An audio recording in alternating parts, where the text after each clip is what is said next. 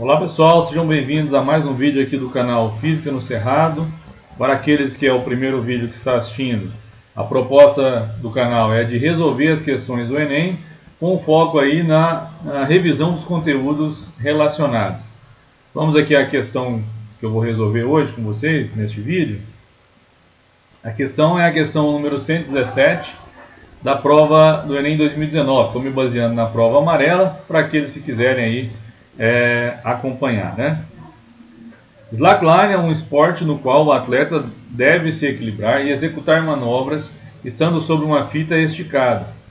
Para a prática do esporte, as duas extremidades da fita são fixadas de forma que ela fique a alguns centímetros do solo.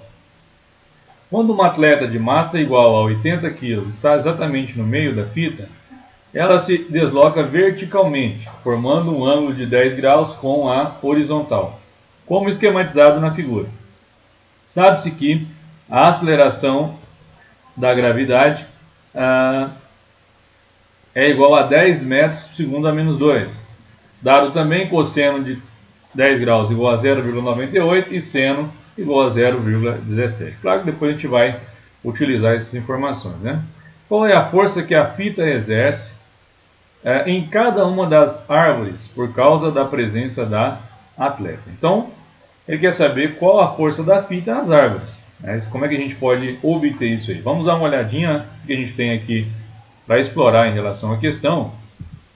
Nós podemos desenhar o seguinte, nós podemos colocar aqui, né, representar como se fosse uma partícula, né, e colocar as forças aqui que estariam atuando sobre essa partícula. Se eu for considerar, né, eu teria então a tração aqui devido a essa parte do fio, né, tração ou tensão, e a que eu estou chamando aqui de T2 devido a essa outra parte do fio.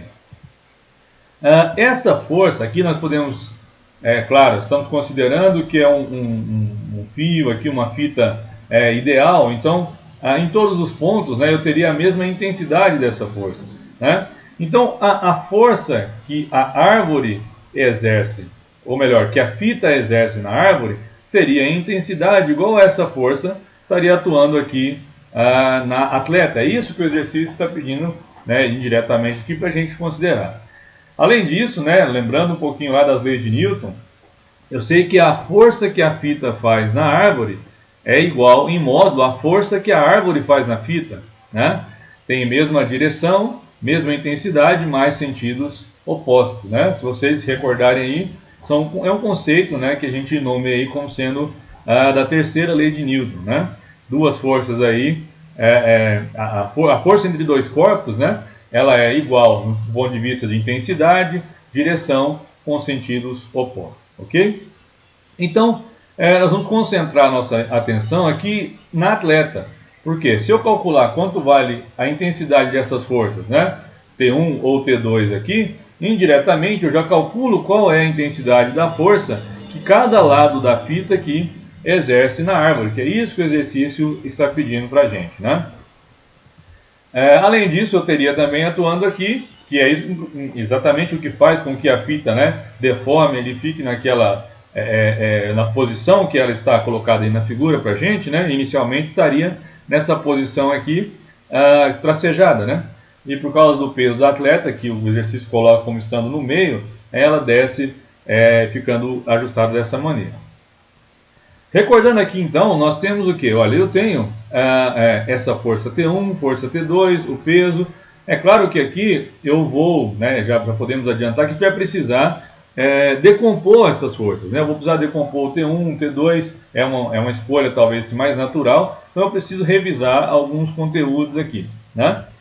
Se vocês se recordarem lá, talvez até do ensino fundamental, né, quando começaram a estudar um pouquinho lá de trigonometria do triângulo retângulo, ou já no ensino médio, a gente tem o quê? Que se eu coloco aqui, né, se eu represento aqui um triângulo retângulo com os seus lados, né, nós temos a hipotenusa, que estaria oposto aqui ao ângulo de 90 graus, né, não está representado, mas a gente pode fazer isso facilmente aqui. E eu estou conversando aqui, eu estou considerando esse ângulo θ, né? E o lado oposto a esse ângulo θ eu chamo de cateto oposto. E o lado adjacente, ou seja, aquele lado que está juntamente com a hipotenusa, ajudando a descrever esse ângulo, eu chamo de cateto adjacente, certo? Nós temos aí então, nós podemos definir então o seno, o cosseno, né, a partir dessas informações. O seno de θ seria cateto oposto, né, pela hipotenusa, enquanto o cosseno de θ seria dado pelo cateto adjacente sobre a hipotenusa. Eu costumo lembrar aí, eu costumo utilizar aí o seguinte, né, que o lado que está sem o ângulo, né, sem o ângulo, seno, né, no caso aqui o cateto oposto. O lado que está com o ângulo, né, ajudando a fazer o ângulo, cosseno. Com o ângulo, cosseno. Sem o ângulo, seno. É uma maneira, né, de tentar ajudar vocês a lembrar disso aí, ok? E a tangente de θ, que é interessante também a gente colocar aqui, né, seria, até a gente pode fazer isso a partir dessas equações, né, cateto oposto sobre o cateto adjacente, ou ainda, né, seno sobre o cosseno, certo? Então só uma revisãozinha aqui de algo da matemática que é importante para a gente, né? E eu preciso então dar uma olhada, vou pegar uma das forças aqui para a gente analisar, e eu vou chamar, logicamente que eu não posso dizer que T1 é igual a T2 que é igual a T, né? Não posso dizer isso do ponto de vista vetorial, porque esses dois vetores eles têm direções diferentes, né? Então eu não posso dizer que o vetor T1 é igual ao vetor T2, mas eu posso dizer, dadas, né, as considerações do problema, né, em condições aqui bem idealizadas, né, é que T1 e T2 têm módulos iguais. Isso eu posso dizer. Então, quando eu represento aqui sem a setinha em cima, né, só para recordar isso para vocês também, eu estou querendo dizer o quê? Que T1 e T2 têm módulos iguais e eu estou chamando isso de T, apenas para simplificar aqui no problema para a gente, né? E eu posso decompor aqui, uma visão ampliada, né, para ficar mais fácil aqui, eu posso decompor T, então, nas suas componentes, né? Teria aí uma componente na horizontal que eu estou chamando de Tx e outra aqui que eu estou chamando de Ty, né? Olha, se a gente desenhar isso de uma outra forma, a gente tem aqui novamente um triângulo retângulo. Então eu posso me utilizar daquilo que a gente viu lá no outro slide, né? Então eu teria aqui, vamos chamar de θ também, né? Eu posso chamar esse ângulo de θ e eu posso escrever em relação a esse ângulo aqui as minhas componentes. Eu posso escrever então que Tx, né?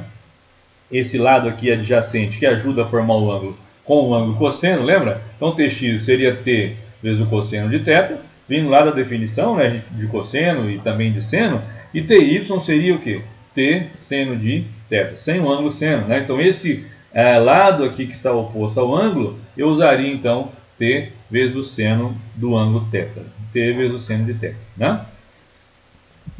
E agora a gente parte aqui para um ponto do exercício, né, que a gente precisa conhecer aqui para resolver o exercício, que são as condições de equilíbrio, né? Nós temos duas condições de equilíbrio, basicamente, né, que seria o quê? A força resultante ser nula e o somatório dos momentos das forças envolvidas ser nulo também. Quando se trata de uma partícula, basta o quê? Basta que a força resultante seja nula, né? Então, neste caso aqui, eu não precisaria nem considerar essa parte, mas se a gente quiser analisar aqui um pouquinho, se eu pegar um eixo que passa pelo centro de massa, por exemplo, do atleta, eu não tenho aqui uma força, o momento resultante tentando rotacionar o atleta, vamos dizer assim, né? Então, neste caso, bastaria para a nossa análise considerar que a força resultante deve ser nula, né? Em relação a situação de equilíbrio, né? Se vocês se recordarem lá, ainda no início, né, no estudo das leis de Newton, nós temos duas situações básicas, né, importantes ali com relação ao equilíbrio, né? É quando a velocidade é zero, né, quando o corpo está em repouso, ou quando o corpo está em movimento retilíneo uniforme, que a gente considera o quê? Quando o corpo está se movendo com velocidade constante. E nesse caso é o vetor velocidade mesmo, né? Constante, né? Não tem ali alteração de direção ou na intensidade da velocidade. Então, nessas duas situações, a gente costuma nomear que é uma situação, né, um equilíbrio estático quando ele está em repouso ou um equilíbrio dinâmico quando ele está em movimento com velocidade constante. Mas em ambas, ele só vai deixar, né, vai sair dessa situação de equilíbrio caso atue sobre esse corpo uma força resultante não nula. Então isso é uma consideração que vem lá do que seria a primeira lei de Newton, né? Então, se eu estou aqui trabalhando com uma situação de equilíbrio, pelo que o exercício coloca, né, que ele estaria lá colocada ali estaticamente, parada, né, naquele instante, sobre o centro ali, na metade, né, da corda, né, dessa fita esticada, então seria uma situação de equilíbrio. E para a gente aqui bastaria que a força resultante então fosse nula, né? Veja que ele diz aqui para a gente, né, que ela está, então ele está querendo dizer que ela está, né, ela tá parada exatamente no meio da fita, né, que é a ideia que o texto aqui traz para a gente. Fazendo então essa interpretação do exercício e essa consideração, a força resultante deve ser nula, né? Aqui, só voltando um pouquinho o desenho, né? Eu teria as componentes desse vetor, não desenhei aqui, mas a gente pode colocar, né? Eu teria a componente TY, né, desse vetor T1, e eu teria também a componente TY relativa a esse vetor T2, né? Então, como os dois vetores aqui, T1 e T2, eles possuem intensidade igual, né, módulo igual, a gente pode escrever então que 2 vezes TY, né, que sejam os dois que estão orientados aí para cima, tem que ser igual a P, porque aí essa soma tem que ser igual ao peso. Porque aí essa soma, né, ela daria zero. A força resultante na direção vertical seria nula, que é a condição de equilíbrio, né? Não vou nem precisar aqui analisar a direção, a situação na direção horizontal, mas a gente poderia escrever também que Tx é igual a T1x, seria igual a T2x, mas como tem módulos iguais, naturalmente a gente já consegue verificar que na direção horizontal a força resultante também, obviamente, seria nula, né? Então nós temos que 2ty é igual ao peso. Podemos reescrever aqui essa equação de forma que ty é igual a mg sobre 2, né? O peso a gente calcula aqui como sendo a massa vezes a aceleração da gravidade, considerando aqui como constante, já que a maneira como o exercício coloca, né, só seria diferente disso se tivéssemos em grandes altitudes e tivesse movimento. Então, assim, esse é um valor que é geralmente dado para a gente como sendo igual a 10, até por facilidade no ensino médio, né? Então, tenho aí ty igual a mg sobre 2. A massa da atleta aí foi dada para a gente, né, igual a 80 quilos. Então, nós temos aí 80 quilos, 80 vezes 10 dividido por 2. TY, então, igual a 400 newton, né? Mas é claro que não foi isso que o problema nos pediu, né? Ainda não chegamos no que o problema nos pediu. O que o problema nos pede aqui, né, é que qual é a força que a fita exerce em cada uma das árvores por causa da presença da atleta. O que nós descobrimos, o que nós encontramos até aqui, é quanto vale essa componente da força na direção vertical, né? E como já tinha considerado lá no início, essa força em módulo será a mesma, né, de uma força que atua aqui na árvore, certo? Então, nós já temos a componente vertical, mas eu não quero saber apenas a componente vertical, né? Eu quero saber quanto vale a intensidade da força que atua em cada uma das árvores, né? Para isso, então, basta a gente fazer o quê? É só a gente recordar que a gente viu ali em relação às componentes, né? Ty é igual a t vezes o seno de θ, onde esse ângulo aqui foi dado para a gente, igual a 10 graus. Então, esse ângulo θ, né, que eu considerei ali no nosso desenho, ele vale 10 graus. Ficaria então que, isolando o t, né, t igual a ty sobre o seno de 10, e consequentemente nós teríamos aí ty, né, que é igual a 400, ficaria 2.353 newton, né? Acabei não colocando aqui, mas vocês lembram no slide anterior, era 400, né? A gente chegou a isso aqui no final. Então ficaria 400 dividido, né, por 0,17, t igual a 2.353. Nós não temos aqui esse item, né, essa opção para a gente marcar aqui no nosso gabarito, mas nós temos ali já escrito em notação científica, né? Então bastaria, levando em consideração até mesmo aí a questão dos logaritmos significativos, né, bastaria então reescrever como sendo 2,4 vezes 10 a terceira newtons, né? E a resposta correta seria a letra D. Ok? Espero que vocês tenham gostado mais desse vídeo, né? Compartilhem, se inscrevam no canal e ajudem a divulgar para os colegas de vocês.